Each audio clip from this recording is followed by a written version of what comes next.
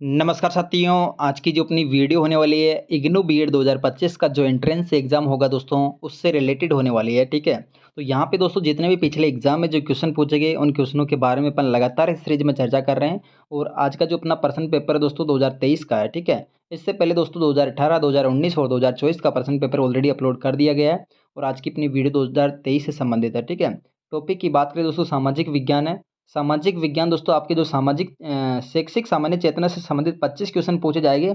25 में 13 क्वेश्चन दोस्तों सामाजिक विज्ञान से आएंगे। ठीक है, तो वीडियो स्टार्ट करते हैं और देखते हैं दोस्तों आज का सबसे पहला क्वेश्चन अपने सामने है। ब्रिटिश राज में भारत का प्रथम गवर्नर जनरल कौन था? तो यहाँ पे दोस्तों ब्रिटिश राज में भारत का प्रथम गवर्नर जनरल कौन था? ये हो जाएगा विलियम बेंटिंग। ठीक है, विलियम बेंटिंग दोस्तों भारत का प्रथम गवर्नर जनरल कब बना था? 1833 के अंतर्गत। और कब तक रहा था दोस्तों? 1835 तक रहा था। ठीक है, इससे पहले दोस्तों ये विलियम बेंटिंग है, ये बंगाल का गवर्नर जनरल था, जो कि दोस्तों 1828 में बना था और 1833 तक रहा था। ठीक है, 1833 के बाद में ये भारत का प्रथम गवर्नर जनरल बन गया था। ठीक है, और इस विलियम बेंटिंग के द्वारा दोस्तों भारत के अंदर के सामाजिक सुधार भी किए गए, जिसमें सती प्रथा, कन्यावध वगैरह जो मतलब कि कुप्रथाएं थी, इनको समाप्त किया गया। ठीक है, नेक्स्ट देखिए, प्रथम विश्व युद्ध को समाप्त करने वाला समझौता कौन सा है?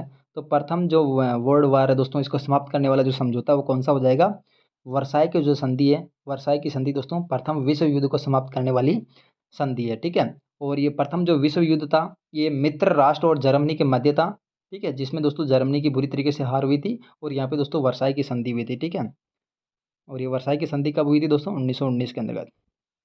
नेक्स्ट देखिए, ब्रह्मा समाज आंदोलन के जनक कौन है दोस्तों? तो ब्रह्मा समाज जो आंदोलन है दोस्तों, इसके जनक की बात करें तो ये कौन हो जाएंगे? राजा राम मोहन राय। राजा राम मोहन राय दोस्तों ब्रह्मा समाज के आंदोलन के जनक है। नेक्स्ट देखिए, राष्ट्रीय शिक्षा नीति 2020 में विद्यालय शिक्षा की कौन सी संरचना सुझाई गई है? तो यहाँ पे दोस्तों जो विद्यालय शिक्षा की जो संरचना दोस्तों राष्ट्रीय शिक्षा नीति 2020 के अनुसार कौन सी संरचना सुझाई गई है? तो ये दोस्तों फॉर्मूला कौन सा है? 53-34 का फॉर्मूला है। ठीक है, 53-34 दोस्तों कहाँ पे दिख रहा है आपको? 53-43, तो ये तो गलत है। 45 गलत है। 54 गलत है। ये अपना डी ऑप्शन सही हो जाएगा। ठीक है, जो ये डी ऑप्शन है इसमें दोस्तों 5 साल फाउंडेशनल स्टेज है, जिसमें 3 साल तो दोस्तों आंगनबाड़ी के हैं और 2 साल कक्षा 1-2 के है। ठीक है, और 3 जो साल है ये कक्षा 3 से लेकर 5 तक है, और ये जो 3 साल है कक्षा 6 से लेकर 8 तक है, और ये 4 साल दोस्तों कक्षा 9 से लेकर 12 तक है। ठीक है, नेक्स्ट देखिए, संविधान सभा में भारत के संविधान को कब अंगीकार किया गया था? तो यहाँ पे दोस्तों संविधान सभा में जो भारत का संविधान है इसको कब अंगीकार किया गया था? ठीक है, तो यहाँ पे दोस्तों इसको अंगीकार किया गया था 26 नवंबर 1949 को, और 5 दिसंबर 1949 को दोस्तों इसको एक फिक्स रूप दे दिया गया था, और 26 जनवरी 1950 को दोस्तों इसको लागू कर दिया गया था। ठीक है, तो भारतीय संविधान को कब अंगीकार किया गया था? 26 नवंबर 1949 को, और 5 दिसंबर 1949 को इसको फिक्स रूप दिया गया था, और 26 जनवरी 1950 को इसको लागू कर दिया गया था। ठीक है, नेक्स्ट देखिए, भारतीय संविधान के किस अनुच्छेद में निःशुल्क एवं अनिवार्य बाल शिक्षा का अधिकार अधिनियम 2009 को सम्मिलित किया गया है? तो यहाँ पे दोस्तों भारतीय संविधान का कौन सा अनुच्छेद है जिसमें निःशुल्क एवं अनिवार्य बाल शिक्षा का अधिकार अधिनियम 2009 को सम्मिलित किया गया है? तो ये अनुच्छेद हो जाएगा दोस्तों 21A। ठीक है, जिसके अंतर्गत निःशुल्क एवं अनिवार्य बाल शिक्षा अधिकार का अधिनियम सम्मिलित किया गया है। ठीक है, नेक्स्ट है, कुचिपुड़ी किस राज्य का एक शास्त्रीय नृत्य प्रारूप है? तो यहाँ पे दोस्तों कुचिपुड़ी की बात करें तो ये अपने कौन से राज्य से संबंधित है? तो ये है दोस्तों आंध्र प्रदेश से संबंधित। ठीक है, इस क्वेश्चन के बारे में दोस्तों डिटेल से आपको बता देता हूँ। तो यहाँ पे टोटल दोस्तों अपने भारत के अंतर्गत 8 शास्त्रीय नृत्य है। 8 जो शास्त्रीय नृत्य है दोस्तों, शास्त्रीय नृत्य कौन कौन से हो जाएंगे, कौन कौन से राज्य से संबंधित है? तो दोस्तों एक तो है भरतनाट्यम। भरतनाट्यम दोस्तों कहाँ से संबंधित है? ये तमिलनाडु का शास्त्रीय नृत्य है। ठीक है, और कथकली की बात करें, कथकली कहाँ से संबंधित है? केरल से संबंधित है। और केरल का दोस्तों एक और है जो कि कौन सा है? मोहिनी अट्टम। ठीक है, मोहिनी अट्टम। केरल के 2 है दोस्तों, एक तो मोहिनी अट्टम, एक अपना कथकली। ठीक है, ये जो 2 नृत्य है दोस्तों शास्त्रीय नृत्य केरल के। बाकी उत्तर प्रदेश का कौन सा हो जाएगा? कथक हो जाएगा। और आंध्र प्रदेश का अभी क्वेश्चन में पूछा गया, तो क्वेश्चन में कौन सा पूछा गया दोस्तों? कुचिपुड़ी कौन से राज्य का शास्त्रीय नृत्य है? तो ये आंध्र प्रदेश का हो जाएगा। और मणिपुर का दोस्तों मणिपुरी हो जाएगा। उड़ीसा उड़ीसा का दोस्तों ओडिसी हो जाएगा। और असम का कौन सा दोस्तों? सत्रिया। सत्रिया जो नृत्य है दोस्तों ये कहाँ से संबंधित है? असम से संबंधित है। तो ये टोटल अपने 8 शास्त्रीय नृत्य है भारत के। ठीक है, तो इसमें अपना राइट आंसर क्या हो जाएगा दोस्तों?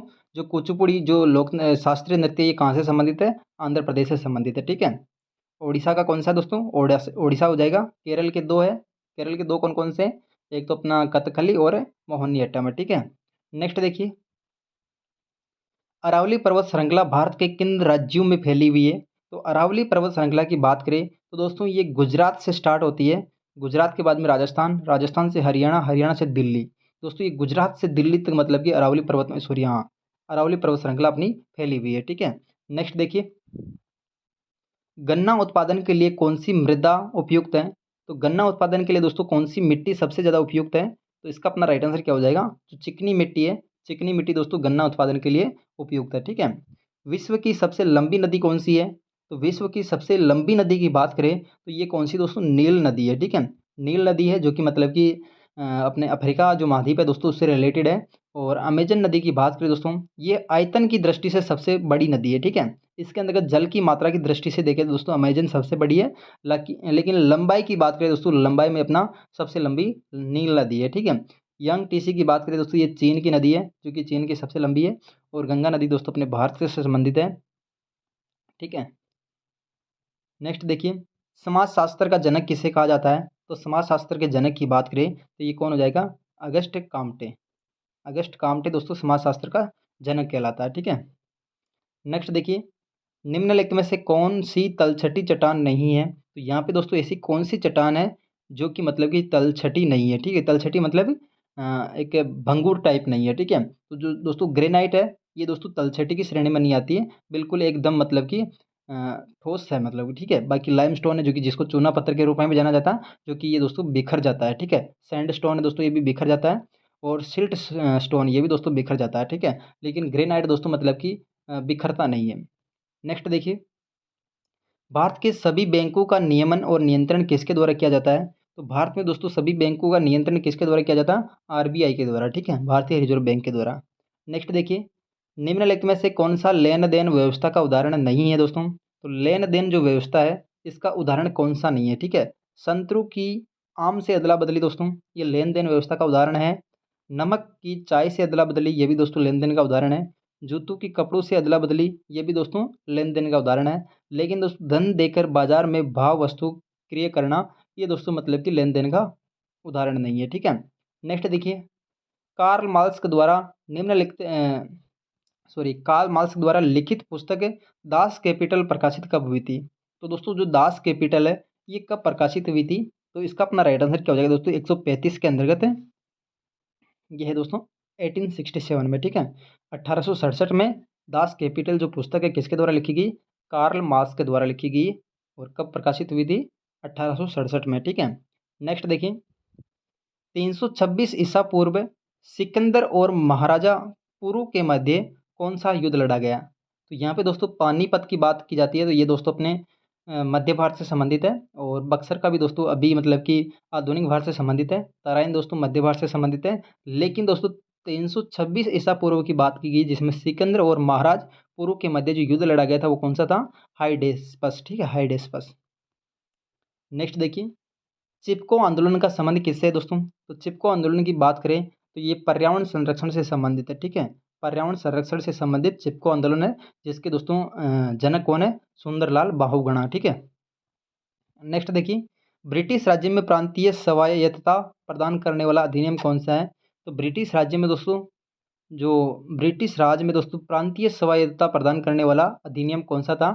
तो ये दोस्तों अधिनियम है भारत सरकार अधिनियम 1935, जिसके अंतर्गत राज्य में दोस्तों प्रांतीय स्वायत्तता प्रदान की गई थी, ठीक है।